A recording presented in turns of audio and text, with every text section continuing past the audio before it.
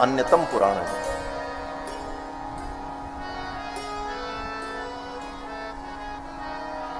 और इस कथा के जो यजमान हैं उनका भी नाम विष्णु ही है, विष्णु पराशर। सर्वम विष्णुमयम जगत, यही वेद का सिद्धांत भी है, सब कुछ विष्णुमय है। सर्वम विष्णुमयम जगत, ये सारा संसार विष्णुमय है। कोई ऐसी जगह नहीं है जहां विष्णु न हो।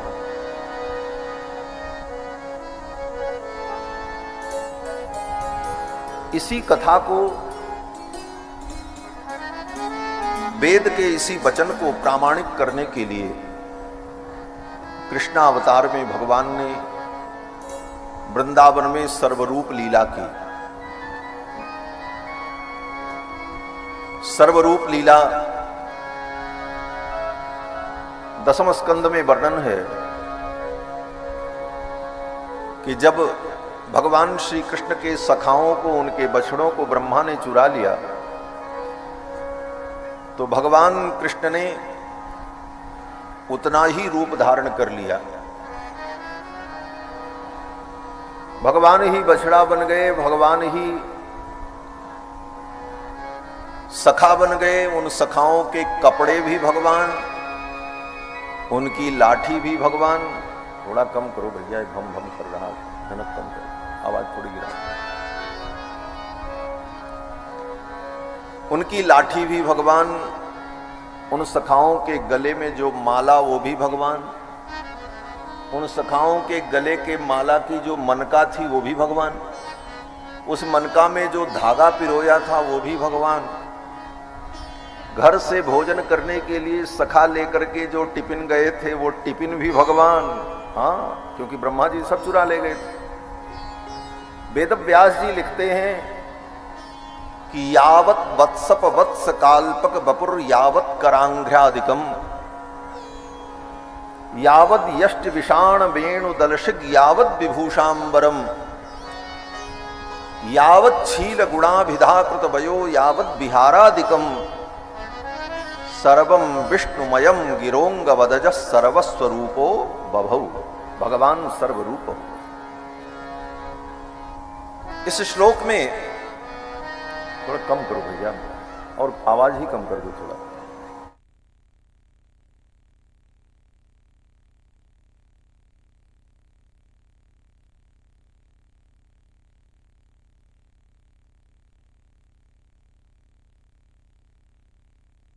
सर्वम विष्णुमयम गिरोंग वदज सर्वस्वरूपो बभौ।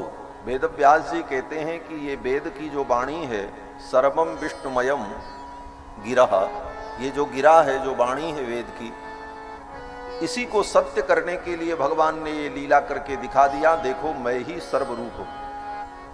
बछड़े भी भगवान, लाठी भी भगवान, कपड़े भी भगवान, सिक्के भी भगवान, श्रृंग भी भगवान, बेत्र भी भगवान, सब भगवान। तो सर्वत्र जो व्याप्त है वही विष्णु है। व्याप्नोतीत विष्णु। और वे व्यापक परमात्मा जो भगवान विष्णु हैं, चारों वेद, 6 शास्त्र, समस्त पुराण, समस्त स्मृतियां उन्हीं भगवान हरि की महिमा का वर्णन करती हैं। वेदे रामायणे चैव पुराणे भारते तथा आदि मध्ये तथा चांते हरि सर्वत्र गीयते। वेद में, पुराण में, शास्त्र में, सर्वत्र भगवान हरि, भगवान विष्णु की ही महिमा का वर्णन है। वेद में जितने मंत्र हैं, भले वे मंत्र तत्त देवताओं की पूजा के लिए प्रयुक्त होते हैं, लेकिन वेद का कोई भी मंत्र पढ़ा जाए तो सबसे पहले भगवान का ही नाम लिया जाता है। क्या लिया जाता है? बोले हरि ही ओम नाभ्या आसीदंतरिक्षद्गुं शीर्ष्णोद्यौः समवर्तत। हरि ओम। हरि ओम गणानां त्वा गणपतिगुं हवामहे। कोई भी मंत्र वेद का पढ़ा जाएगा तो सबसे पहले हरि ही ओम।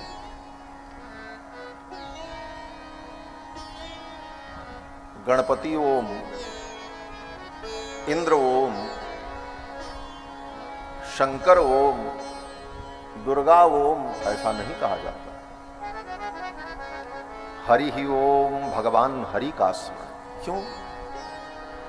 बोले वेद भगवान हरि का ही स्वरूप है।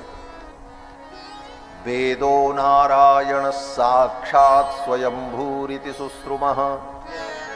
वेदो नारायण साक्षात, वेद ही साक्षात नारायण है।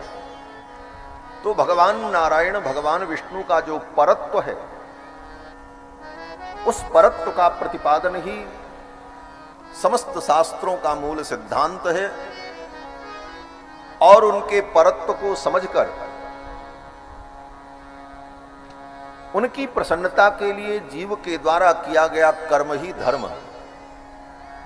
भगवान की प्रसन्नता के लिए हम जो करें, हमारे जिन कर्मों से भगवान प्रसन्न हो वही धर्म है।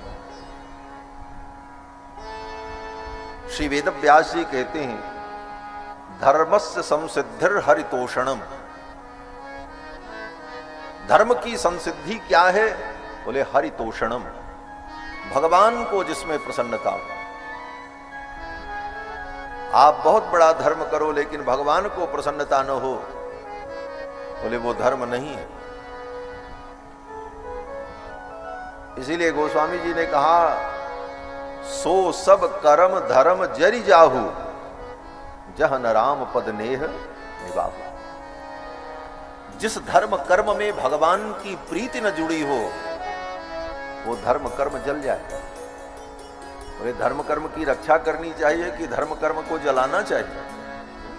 गोस्वामी जी तो कहते यही है, सो सब कर्म धर्म जरि जाहु। कौन सा धर्म कर्म जल जाए? बोले जिसमें भगवान की प्रीति न हो। क्योंकि भगवत प्रीति, भगवान की प्रसन्नता ही धर्म का मूल है। सारे धर्मों का उद्देश्य यही है कि भगवान प्रसन्न हो। और जिस धर्म से भगवान को प्रसन्नता नहीं, बोले वो धर्म नहीं। भगवान की प्रसन्नता के लिए, भगवान के मुखोल्लास के लिए जो जीव के द्वारा आचरण किया जाता है वही परम धर्म है। श्रीमद् भागवत महापुराण ऐसे परम धर्म का निरूपण करता है। श्रीमद् भागवत तो अनंत है। हजारों वर्षों तक श्रीमद् भागवत महापुराण की व्याख्या भगवती सरस्वती, भगवान शेष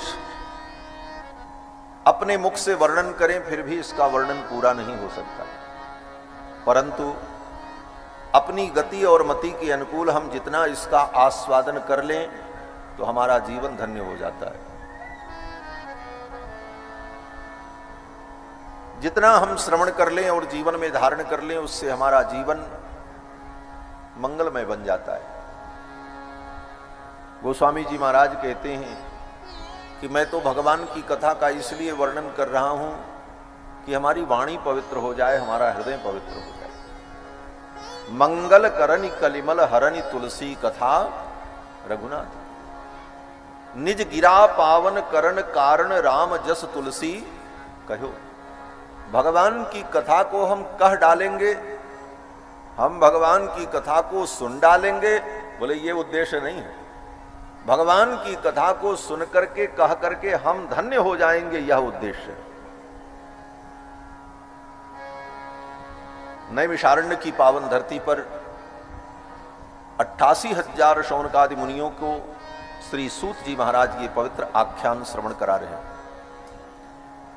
कल के प्रसंग में आप सभी लोगों ने श्रीमद् भागवत महापुराण के महात्म्य को श्रवण किया, इसकी महिमा क्या। इस कथा को सुन करके भक्ति महारानी स्वस्थ हो गई, ज्ञान वैराग्य दृढ़ हो गए, धुंधकारी जैसे प्रेत को मुक्ति की प्राप्ति हो गई। और कथा के अंत में सभी भक्तों ने मिलकर के कीर्तन किया। कथा के अंत में जब सभी भक्तों ने मिलकर के कीर्तन किया तो उस कीर्तन में अद्भुत आनंद प्रकट हुआ। श्री सुखदेव जी महाराज भी उस कीर्तन में कहीं से घूमते घूमते आ गए। देवराज इंद्र आ गए, भगवान के परम भक्त प्रहलाद आए, भगवान के आत्मस्वरूप भगवान की उत्सव मूर्ति श्री उद्धव जी महाराज पधारे। सनकादिक पहले से विद्यमान थे, देवर्षि नारद भी थे, भक्ति महारानी थी, ज्ञान वैराग्य थे। सब ने मिलकर के भगवान का दिव्य कीर्तन किया। महाराज प्रहलादस्तालधारी तरल गति तया चोद्धव कांस्यधारी। प्रहलाद जी करताल बजाने लगे, उद्धव जी मजीरा बजाने लगे। इंद्रो वादीन मृदंगम, देवराज इंद्र मृदंग बजाने लगे। इंद्रो वादीन मृदंगम जय जय सुकराः कीर्तने ते कुमाराः। सनक सनंदन सनातन सनत कुमार जय जयकार करने लगे। देवताओं के राजा इंद्र भगवान के परम भक्त हैं।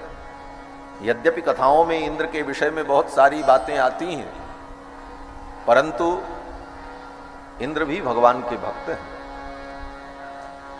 देवराज इंद्र भी आए और मृदंग बजाने लगे। इंद्र ने जब मृदंग पर थाप दिया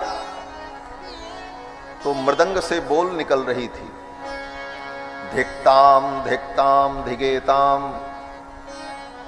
जब मृदंग बजता है तो ऐसी ही ध्वनि निकलती। लोगों ने कहा ये मृदंग क्या बोल रहा है। भक्तों ने कहा इस मृदंग में लगा हुआ जो चमड़ा है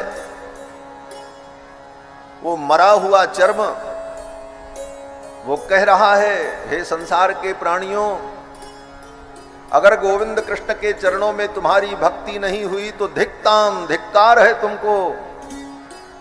धिक्ताम धिक्ताम धिगेताम इति कथयति कीर्तनस्थो मृदंगः। कीर्तन में बजने वाला वो मृदंग ये कह रहा है कि धिक्कार है तुमको अगर तुमने गोविंद का भजन नहीं किया। अद्भुत कीर्तन हुआ। श्री सुखदेव जी महाराज आए और नृत्य करने लगे, नाचने लगे।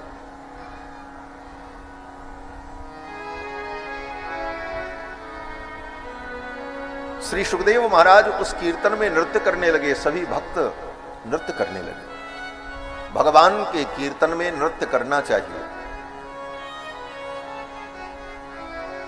कीर्तन नाम की भक्ति का अंग है नृत्य। नवधा भक्ति में जो वर्णन किया प्रहलाद जी ने, श्रवणम कीर्तनम विष्णोः, पहली भक्ति है कथा श्रवण करना, ये पहली भक्ति। और दूसरी भक्ति है भगवान का कीर्तन करना।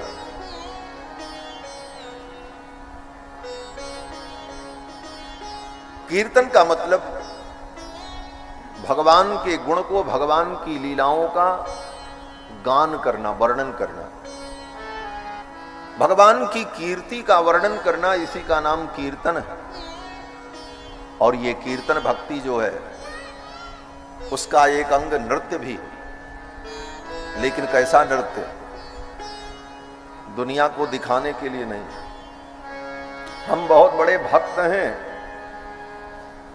ये दिखाने के लिए अगर कोई नृत्य कर रहा है तो उसका नृत्य जो है वो ढोंग है। बहुत से लोग यही करते हैं। जब कथा होने लगी और बीच में कीर्तन हुआ तो जब कैमरा उनकी ओर घूमा तो उठ करके नाचने लगे। बोले दुनिया अब हमको देखे। बोले ये नृत्य नहीं है। हमारे पूज्य महाराज श्री कहते थे नृत्य करना क्या है। बोले अपने घर में कमरे के अंदर भगवान को विराजमान करके, उनका दिव्य श्रृंगार करके, पूजा करके सुंदर भोग समर्पण करके और फिर कमरे की खिड़कियों को भी बंद कर लो, कोई न देखे, और तुम हो और तुम्हारे भगवान हो, और भगवान के सामने नृत्य करो, रो, भगवान को नृत्य दिखाओ। ये नृत्य भक्ति है। तुम्हारे नृत्य को केवल भगवान देखें, दुनिया न देखे। महाराज, ऐसा नृत्य जीवन में अगर कोई करे, भगवान के सामने ऐसी भक्ति करे, तो भगवान के सामने नाचने वाला व्यक्ति फिर संसार में नहीं नाचता है, फिर उसे संसार में नाचने की जरूरत ही नहीं पड़ती है। भगवान कहते हैं, गीत्वा च मम नामानि नृत्यंति मम सन्निधौ। मेरे नाम का गान करके जो मेरी सन्निधि में मेरे सम्मुख नृत्य करता है, तेषाम अहम परिक्रीतो, वो व्यक्ति मुझको खरीद लेता है, मैं उसके हाथ बिक जाता हूं। हाँ, बोले आप भी बिकते हो? भगवान ने कहा औकात नहीं है किसी की कि कोई मुझको खरीद ले। हाँ, भगवान को कोई खरीद पाएगा? भगवान कहते हैं किसी की औकात नहीं है कि कोई मुझे खरीद ले। क्या दे करके मुझे खरीदेगा? धन। धन की अधिष्ठात्री लक्ष्मी मेरे चरणों में लौटती है, कोई मुझे धन दे करके नहीं खरीद सकता। दुनिया की संपत्ति, अचल संपत्ति, बोले ये संपूर्ण पृथ्वी मेरी पत्नी है। ये पृथ्वी कौन है? बोले पृथ्वी त्वया धृता देवी। हे पृथ्वी, तुम सबको धारण करती हो। धरती भी भगवान की पत्नी है। इसीलिए वेदों में भगवान की दो पत्नियों का वर्णन है, श्रीश्च ते लक्ष्मीश्च पत्न्यौ। श्रीदेवी और भूदेवी, ये दो पत्नियां हैं भगवान की। उन्हीं को वेदों ने श्रीदेवी और लक्ष्मी कहा।